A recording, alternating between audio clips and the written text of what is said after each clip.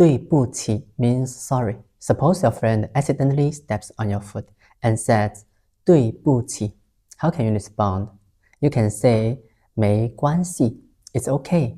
The word 关系 literally means relationship. So you might wonder why 没关系 doesn't mean no relationship. Think about it this way. If two things have a relationship, they influence each other. So 关系 can also imply effect or consequence. So 没关系 means there's no effect or consequence. It's like saying, it's okay, no worries, no problem, it doesn't matter. Other common replies include 没事 it's okay, don't worry about it. Here, 事 means thing, problem, or matter. 问题不大 no big deal. This is one of my favorite expressions because I feel that many things in life are small and trivial. Saying this can help reduce psychological pressure for everyone.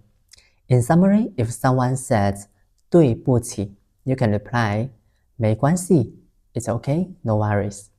没事 it's okay, don't worry about it. 问题不大 no big deal.